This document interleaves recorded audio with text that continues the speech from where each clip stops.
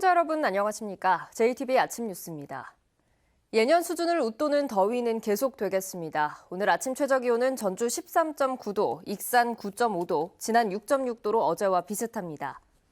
낮 동안은 군산 25도, 전주와 익산은 28도까지 오르며 평년 기온을 4도가량 웃돌겠습니다.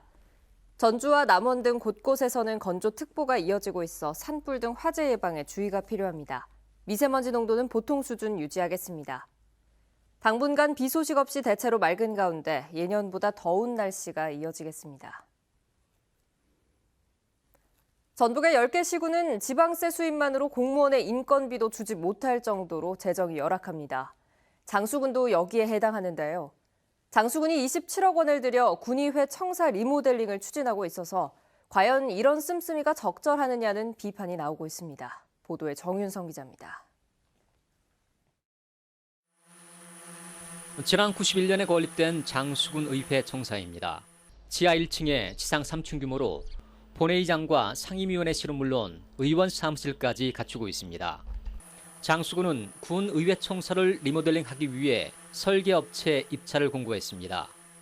의회 청사의 리모델링이 필요하다고 보는 근거는 우선 장애인을 위해 엘리베이터를 설치해야 된다는 것입니다.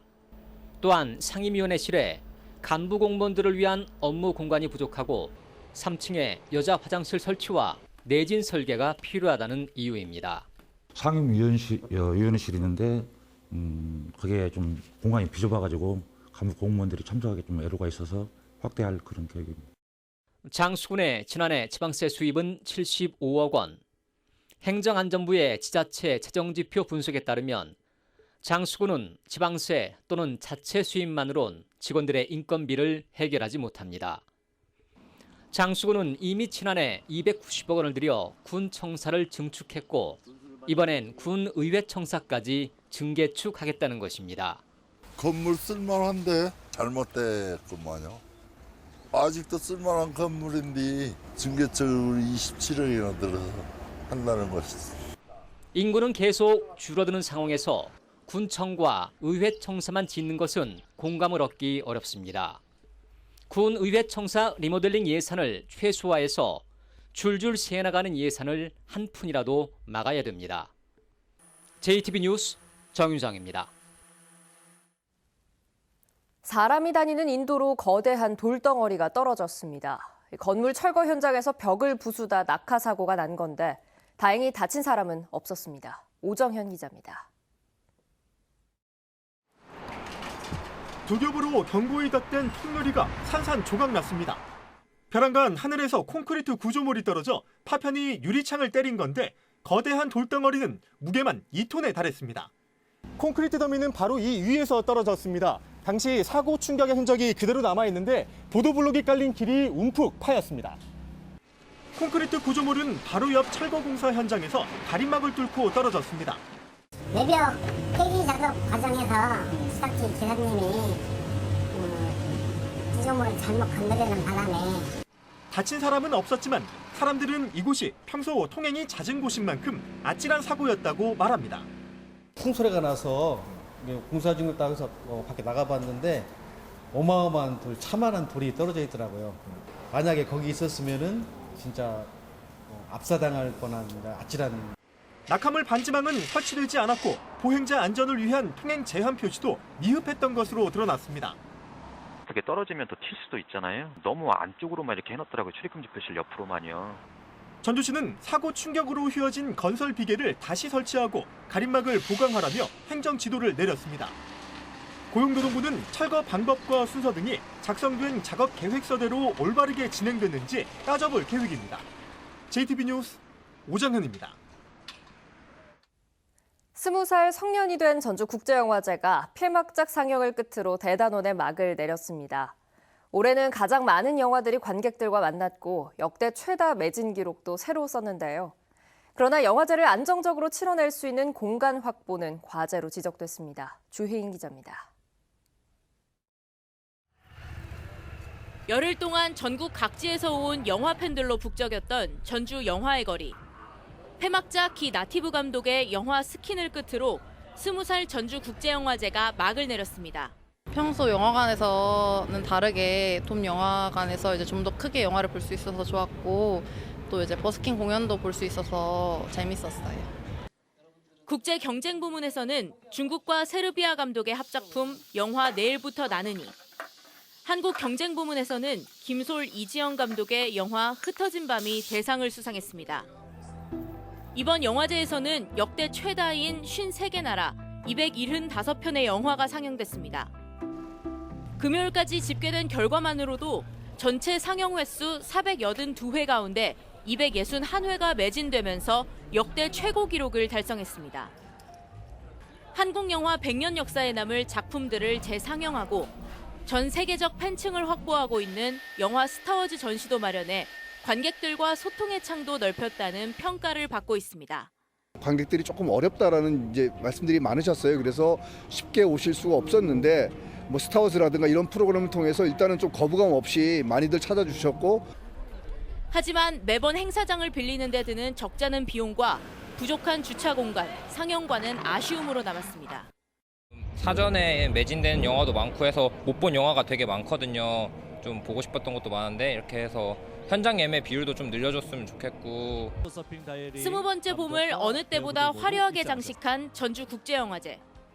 더욱 성숙한 모습으로 새로운 실험에 도전하는 전주영화제의 내일을 예고하고 있습니다. JTB 뉴스 주혜인입니다. 내년 총선이 성큼 다가오면서 입지자들의 움직임이 빨라지고 있습니다. 서울시 행정 1부시장을 지낸 윤준병 씨가 유력 입지자 가운데 처음으로 총선 출마를 공식화했는데요. 고위공직자 출신들이 물밑에서 활발하게 움직이고 있는 만큼 출마 선언이 이어질 것으로 보입니다. 이승환 기자입니다. 윤준병 전 서울시 행정 1부시장은 36년간의 공직 가운데 30년을 서울시에서 보냈습니다. 인구천만 서울시의 교통본부장을 2차례나 지내며 최대 난제인 시내버스와 도시철도 등 주요 교통정책을 세우고 집행했습니다. 제 평생의 소신과 경험을 바쳐 더불어민주당원 윤준병으로 문재인 정부의 성공과 고창의 발전을 위해 일하고 싶습니다. 민주당의 세 차례 제안에 총선 출마를 결심했다며 지역 발전과 민주당 복원에 힘쓰겠다고 포부를 밝혔습니다. 윤 전 부시장이 민주당 공천을 받을 경우 만나게 될 평화당 유성엽 의원과는 전주고 서울대 동기라는 점도 얘기거리입니다. 총선을 앞두고 고위 공직자 출신 입지자들의 발걸음이 빨라지고 있습니다. 전주 갑에서는 청와대 시민사회 비서관을 지낸 김금옥 씨가 주요 인사들과 접촉하고 있으며 전주 을에서는 최강욱 청와대 공직기강 비서관이 후보군으로 꼽히고 있습니다. 익산 갑에서는 김수웅 국회 사무차장이 모교회 동문회장을 맡아 출마를 저울질하고 있고, 군산에서는 노무현 정부 청와대 행정관 출신인 신영대 씨가 일찌감치 경선 준비에 착수했습니다. 정당별 경선과 공천 일정까지 고려하면 내년 총선이 8, 9개월도 채 남지 않은 가운데 유력 입지자들의 움직임이 본격화하고 있습니다. JTB 뉴스 이승환입니다. 순창군 장류체험관이 새로운 체험 요리 메뉴를 개발했습니다. 고창군의 종합사회복지관 경로식당이 증축돼 어르신들을 위한 쾌적하고 편안한 공간으로 거듭났습니다. 나금동 기자입니다. 순창군 장류체험관이 오는 6월부터 새로운 체험 요리 메뉴를 선보입니다.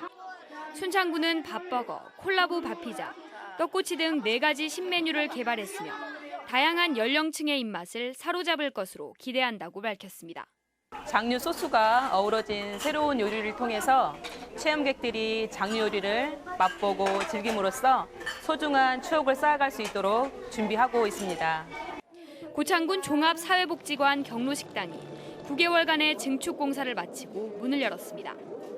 고창군은 모두 12억 원을 들여 경로식당을 400제곱미터 크기로 넓히고 최신식 주방 설비까지 들여 도내 최고의 공공식당으로 꾸몄다고 밝혔습니다. 앞으로도 어르신들의 든든한 노후를 책임지는 정책과 지원으로 따뜻한 효심 행정을 펼치겠습니다. 완주군이 2억 7천만 원의 복권 수익 기금으로 사회복지시설 2곳에 숲과 쉼터, 이른바 나눔숲을 조성하기로 했습니다. 완주군은 중증 장애시설 함께 사는 집과 노인 요양시설 빈첸시오의 집 2곳에 나눔숲을 만들어 이용자들에게 편안한 휴식 공간으로 제공할 계획입니다. 익산시가 가정의 달을 맞아 8곳의 민간단체와 업무 협약을 맺고 효 문화도시 조성에 힘쓰기로 했습니다. 익산시는 일주일에 한 번 부모님께 안부 전화하기, 한 달에 한 번 식사하기 등의 효 실천 캠페인을 통해 따뜻한 지역사회를 만들기로 했습니다. JTB 뉴스 나금동입니다. 장수군이 유치에 도전하고 있는 축구 종합센터 후보지가 오늘 결정됩니다.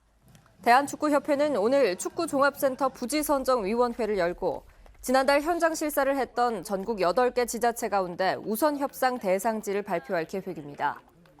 축구협회는 파주에 있는 국가대표 트레이닝 센터를 대신할 축구종합센터 건립을 추진하고 있고 전국에서 장수군을 비롯해 천안시와 용인시 등 8개 지자체가 유치 경쟁을 벌이고 있습니다.